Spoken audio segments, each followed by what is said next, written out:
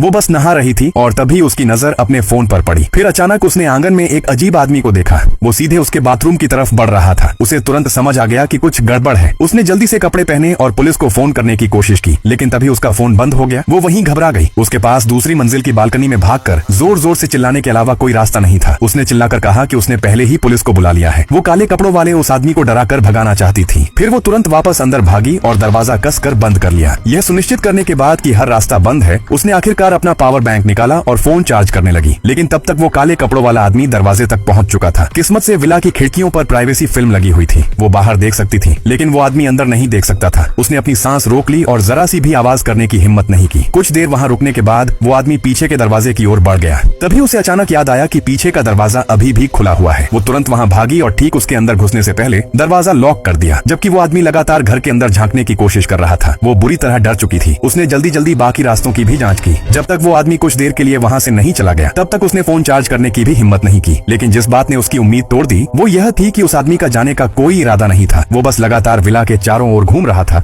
और अंदर घुसने का रास्ता ढूंढ रहा था। वो सिर्फ बार बार पुलिस को फोन करने की कोशिश कर सकती थी, लेकिन कई कोशिशों के बाद भी कॉल नहीं लग रही थी। तभी उसे एहसास हुआ कि काले कपड़ों वाले उस आदमी ने घर की इंटरनेट लाइन पहले ही काट दी थी। वो पूरी तरह टूटने की कगार पर पहुंच चुकी थी। जब वो खुद पर से नियंत्रण खोने ही वाली थी, तभी अचानक उसकी नजर छत पर लगे स्मोक डिटेक्टर पर पड़ी। उसे तुरंत समझ आ गया कि अगर वो अलार्म बजा दे तो शायद फायर डिपार्टमेंट वहाँ आ जाए। उसने एक माचिस उठाई और उसे सीधे डिटेक्टर के नीचे पकड़ लिया। सौभाग्य से आखिरकार अलार्म बज उठा। उसे लगा कि आवाज सुनकर बाहर खड़ा आदमी पीछे हट जाएगा, लेकिन वो बिल्कुल भी नहीं घबराया। उसने अपने बैग से एक रिमोट निकाला और एक बटन दबाते ही अलार्म बंद हो गया। इससे पहले कि वो कुछ समझ पाती, उस आदमी ने दरवाजा तोड़ना शुरू कर दिया। सौभाग्य से उसका मेन डोर काफी मजबूत था। वो कई मिनट तक उस पर वार करता रहा, फिर कुछ समय के लिए पीछे हट गया। वो पीछे के रास्ते से निकलने की कोशिश करना चाहती थी, लेकिन जैसे ही वो दरवाजे तक पहुंची, उसका सामना सीधे उसी आदमी से हो गया और अगले ही पल वो आदमी पागलों की तरह दरवाजे के शीशे पर वार करने लगा। शीशा लगभग टूटने ही वाला था। तभी अचानक डोरबेल बजी। तभी उसे याद आया कि उसका खाना डिलीवर हो चुका है। वो दूसरी मंजिल की बालकनी तक भागी और पूरी कोशिश करते हुए डिलीवरी बॉय को पुलिस बुलाने का इशारा करने लगी, लेकिन वो इतना दूर था कि उसकी बात साफ साफ सुन नहीं सका। इससे पहले कि वो कुछ और कर पाता, एक बेहद डरावनी घटना घट गई। अगले एपिसोड के लिए कमेंट में यस टाइप करें।